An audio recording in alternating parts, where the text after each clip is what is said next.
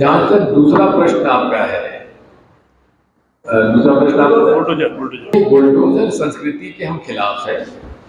कारण यह है कि इसका नियम और कानून में कहीं प्रावधान नहीं है। कोई आरोपी अगर है उसको सजा दीजिए, गंभीर अपराध किया है तो सख्त सजा दे दीजिए, फांसी दे दीजिए, उम्र कैद दे दीजिए। लेकिन उन परिवारजनों का क्या दोष है कि उनका पूरा घर ही उजाड़ दिया जाए? ये मैं समझता हूं, मैं इसके सख्त खिलाफ हूं। अपनी ईमानदारी से उनका हिंदू राष्ट्र का एक मुद्दा है, उसका वो पालन करते रहे। और यदि आप देखें कि आज के राजनीतिक इलाके में क्षेत्र में पिछले, मैं तो उस इलाके से आता हूं जहां संघ बहुत स्ट्रांग है, मजबूत है, नर्सरी कहा जाता है आरएसएस में। उनमें कम से कम ईमानदारी थी, बेईमान और भ्रष्टाचारी नहीं थे वो। आज संघ परिवार के लोगों को आप देखेंगे तो उनकी विचारधारा से हमारा बिल्कुल मेल नहीं खाता। मैं सबसे बड़ा उनका आलोचक हूं संघ परिवार का, लेकिन उनकी ईमानदारी का मैं कदर करता हूं। आज मोदी परिवार में ईमानदार आदमी मुझे बता दीजिए। जितने बेईमान भ्रष्टाचारी, जिनको खुद मोदी जी ने भ्रष्टाचारी कहा, अमित शाह ने भ्रष्टाचारी कहा, वो मुख्यमंत्री बन गए, उप मुख्यमंत्री बन गए। आजकल तो मोदी परिवार में शामिल होने के लिए कोई ना कोई ईडी, आईटी, सीबीआई का केस होना आवश्यक है, तभी मोदी परिवार में वो शामिल होंगे। इसलिए परिवार की बात करिए तो मोदी परिवार और संघ परिवार की बात करिए। ग्रामीण क्षेत्र में सर्कल रेट से चौगुनी कीमत दी जाए किसान को और शहरी क्षेत्र में दुगनी, उसको उन्होंने डाइल्यूट कर दिया और राज्यों को अधिकार दे दिया। तो पहला हक उन्होंने किसान का ही छीना। उसके बाद यदि 2019 के बाद आप देखें तो वे 3 किसानों के खिलाफ कानून लाए, जिससे कि किसान और किसान की उपज को कॉर्पोरेट्स को सौंपने का ये कुटिल प्रयास था। मैं बधाई देता हूँ हरियाणा, पंजाब के और कई हमारे देश के किसान संगठनों को, जिन्होंने ये कुटिल प्रयास सफल नहीं होने दिया और उन्हें वापस देना पड़ा। इसी प्रकार मजदूरों के जो 44 उनके संरक्षण के लिए कानून थे, वैसे हमेशा मान्यता रही है कि देश में हर साल ट्राईपार्टाइट हमारी मीटिंग्स होती हैं, जिसमें सरकार, इंडस्ट्रीज और ट्रेड यूनियंस ये मिल के आने वाले वर्षों में क्या नियम और कानून बनने चाहिए मजदूरों के, ऑर्गेनाइज लेबर के लिए, उस पर चर्चा होती है। लेकिन पिछले 10 सालों में केवल एक बार ये कॉन्फ्रेंस हुई है। उसके बाद बिना चर्चा करे उन्होंने 44 मजदूर हितैषी कानून समाप्त करके उसको केवल 4 कोड में विभाजित कर दिया, जबकि सारी ट्रेड यूनियंस ने, इंक्लूडिंग भारतीय मजदूर संघ ने, उसका विरोध किया। लेकिन उसके बावजूद भी उन्होंने मजदूरों का हक छीन लिया। इसी के साथ साथ यदि आप देखेंगे कि एक तरफ विचारधारा गांधी, नेहरू, लोहिया की विचारधारा है। पूर्व के लोकसभा चुनाव में भारतीय संविधान नहीं थी कि इसको भी परिवर्तित किया जा सकता है स्वरूप। लेकिन जिस प्रकार से भारतीय जनता पार्टी और स्वयं प्रधानमंत्री जी 400 पार की घोषणा कर रहे हैं, और जिस प्रकार से भारतीय जनता पार्टी के कई सांसद नेताओं ने संविधान को बदलने का जो की मंशा जताई है, वो अपने आप में संकेत देती है कि आखिर 400 पार की आवश्यकता क्यों पड़ी। केवल इसीलिए शायद उनकी जो गुप्त एजेंडा है वो देश में नया भारतीय संविधान लाने का उनका कुटिल प्रयास है, क्योंकि सन 1950 से इन्होंने भारतीय संविधान को स्वीकार नहीं किया है संघ ने। और आज भी अनेक, यदि स्वयं मोहन भागवत जी का यदि आप बयान देखेंगे तो उन्होंने आरक्षण के मामले में देश के हालात हैं, उनका प्रमुख मुद्दा तो आज यही है। हम लोगों ने संविधान को पास करके संसदीय प्रणाली को अपनाया और संसदीय प्रणाली के अपनाने के बाद सरकार बनती है और जो सरकार बनती है वो अपनी नियत और नीति जो वो कानून और नियम बनाती है उसमें परिलक्षित होती है। यदि आप देखेंगे तो 2014 में पहला ऑर्डिनेंस नरेंद्र मोदी जी जो लाए वो था भूमि, हमारा जो अधिग्रहण अधिनियम लैंड एक्विजिशन एक्ट 2013 कर वाराणसी आने में कि अगर कोई भी राजनेता हिंदू मुसलमान के आधार पर राजनीति करता है उसको राजनीति में रहने का अधिकार नहीं है। एक दिन बाद मुंबई जाकर कहते हैं और कितना बड़ा झूठ बोलते हैं कि ऐसा मुझे बताया गया है, भारतीय कांग्रेस पार्टी सोच रही थी, यानी कि भारतीय कांग्रेस पार्टी क्या सोच रही थी मोदी जी को जानकारी थी कि वो माइनॉरिटीज के लिए अलग से 15% बजट डालेंगे। अरे भाई, आप प्रधानमंत्री हैं, आपके पास तो हर चीज का एक्सेस है, जरा बता दीजिए कब कहा, किसने कहा। लेकिन उन्होंने कहा नहीं, डॉक्यूमेंट उनके पास नहीं, लेकिन उन्होंने कहा कांग्रेस क्या सोचती है कि आज इस देश में जो हालात हैं, गरीब गरीब होता जा रहा है, अमीर अमीर होता जा रहा है। यदि अभी आप देखेंगे आंकड़े कि आरबीआई के आंकड़े हैं कि एक साल में 1.5 लाख लोगों ने अपना सोना बैंकों में गिरवी रखा। आप समझ सकते हैं कैसे व्यवस्था लोग चलाए जा रहे हैं। कई लोग आजकल ये मिनी फाइनेंस कंपनीज खड़ी हो गई हैं जो कि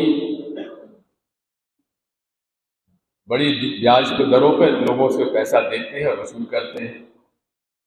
अभी मैं बुंदेलखंड में था, झांसी में था, वहाँ हर दिन कोई ना कोई किसान आत्महत्या कर रहा है और हर हफ्ते कोई ना कोई शिक्षित बेरोजगार आत्महत्या कर रहा है।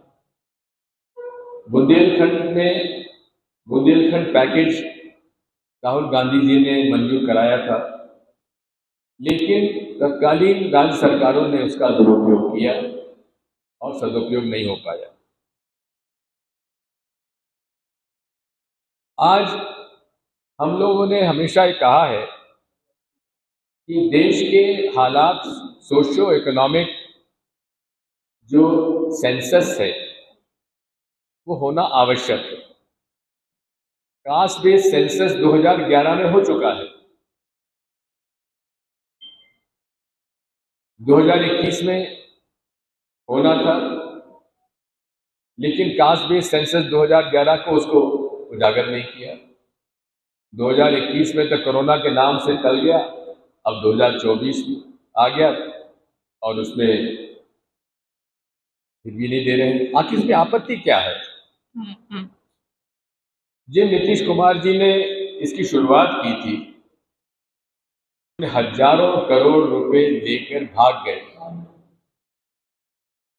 16 लाख करोड़ का कर्जा 10 साल में, बड़े बड़े उद्योगपतियों का कर्जा माफ हुआ है।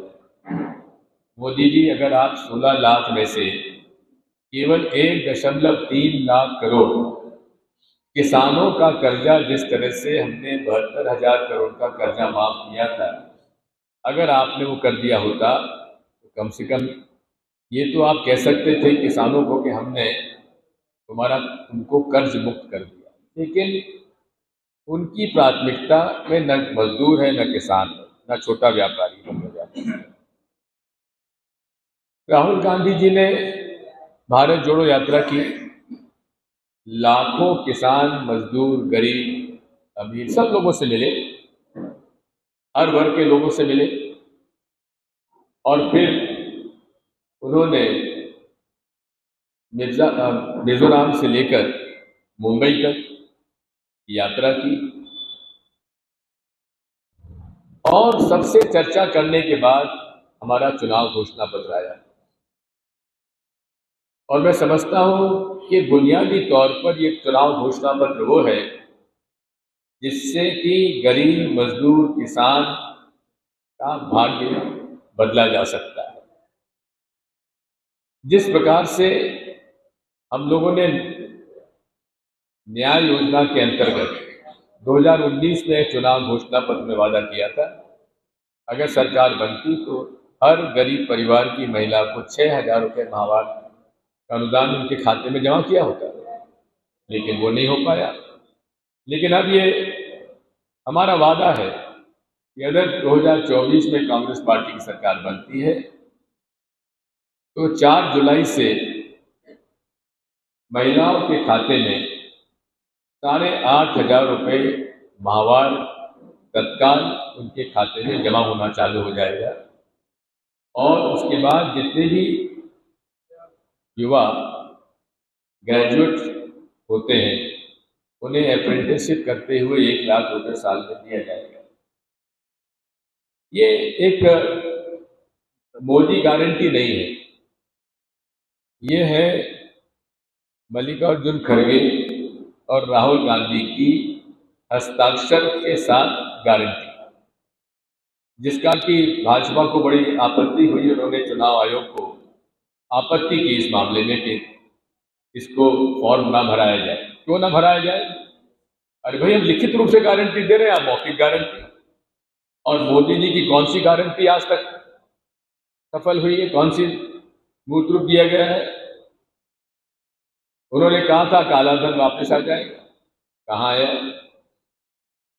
भ्रष्टाचारियों को जेल भेजा जाएगा, कौन गया? जिन लोगों ने उनका विरोध, चाहे वो पत्रकार क्यों ना हो और राजनेता क्यों ना हो, किसी को दिया गया। मैं 50 साल मुझे राजनीति में हो गए, लेकिन मैं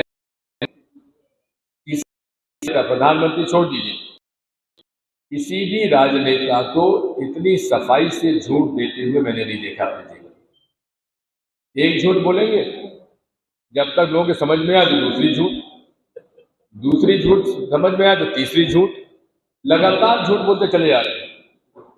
और अब तो हद, ये किसान, मजदूर, छोटा व्यापारी, मध्यम वर्गीय व्यापारी, छोटा और मध्यम वर्गीय उद्योग, ये हमारी प्राथमिकता रही है। और उसी के आधार पर अनेक कानून बने, चाहे जमींदारी एबॉलिशन एक्ट से लेकर आज तक। किस तरह से जो मेहनतकश किसान था उस मेहनतकश किसान को अधिकार दिया गया, लैंड सीलिंग एक्ट लाया गया और जो मेहनतकश किसान खेत जोतता था उसको मालिकाना हक दिया। और यही एक कारण था जिसकी वजह से इस देश में खूनी क्रांति नहीं हुई। और आज ये सब वो लोग हैं जिन्होंने इस देश को हरित क्रांति का स्वरूप दिया। इसी प्रकार से कांग्रेस ने बड़े बड़े बांध, बड़े बड़े उद्योग स्थापित किए और समय के साथ अलग अलग योजनाएं लाए, चाहे शिक्षा के क्षेत्र में, चाहे स्वास्थ्य के क्षेत्र में, हर तरह से देश के विकास में योगदान दिया। एक जमाने में लाखों लोग भूख से मर जाया करते थे, इतना अनाज पैदा नहीं होता था, लेकिन आज हम लोग सरप्लस है और अनाज हम निर्यात कर रहे हैं। लेकिन यदि आप देखेंगे 10 साल में मोदी जी के राज में, मैं जानना चाहता हूं कौन सा ऐसा कदम उन्होंने उठाया जिससे कि किसान या मजदूर का कहीं लाभ हुआ हो। किसान सम्मान निधि के नाम पर वो समझते हैं कि उन्होंने बहुत बड़ा काम कर दिया। 6,000 रुपये साल दे रहे हैं। अब 6,000 रुपये साल दे तो रहे हैं, लेकिन खाद की कीमत बढ़ा दी। जो खाद 450-600 रुपया बोरी में मिलती थी, आज 1,200-1,400 रुपये बोरी में मिल रही है। और बोरी का वजन भी कम कर दिया, 50 किलो से 45 किलो और 45 किलो से अब 40 किलो कर दिया। इसी तरह से जहां खाद का भाव बढ़ा दिया, वहीं डीजल का भाव बढ़ा दिया। जैसा मुझे कई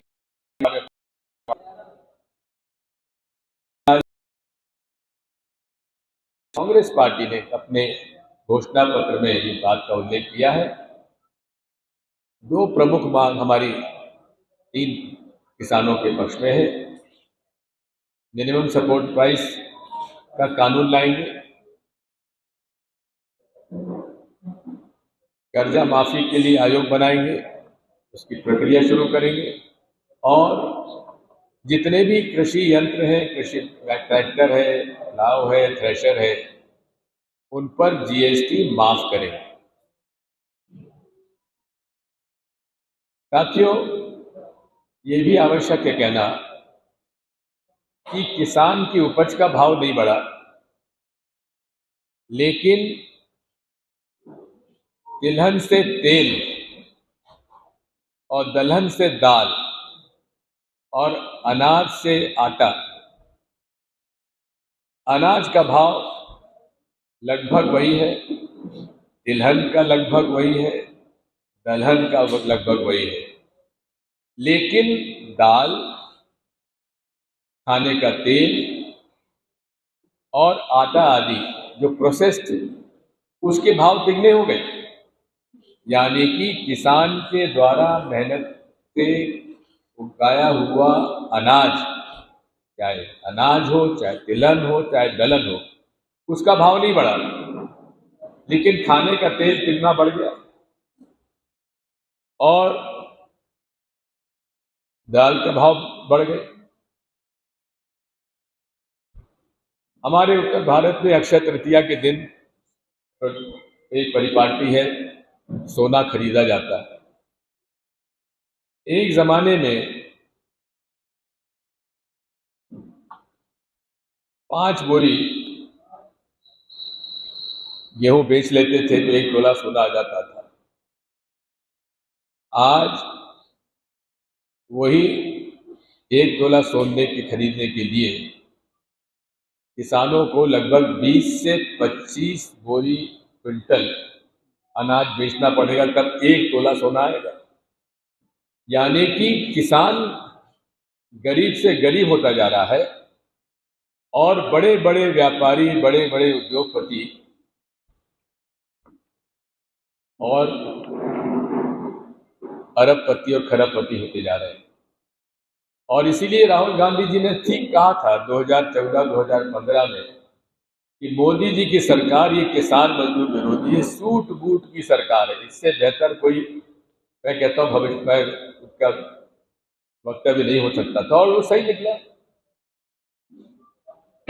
बात वही है कि पिछले 10 साल में मैं तो भारतीय जनता पार्टी से पूछना चाहता हूँ कि किसान और मजदूर, छोटे और मध्यम व्यापारी और छोटे और मध्यम उद्योग के लिए कौन सी नीति, कौन सा कानून बनाया, कौन से नियम बनाए जिसके माध्यम से किसान, मजदूर, छोटा मध्यम व्यापारी, छोटा मध्यम वर्गीय उद्योग, यदि देखें तो नोटबंदी में सबसे ज्यादा नुकसान हुआ है तो छोटे और मध्यम उद्योग।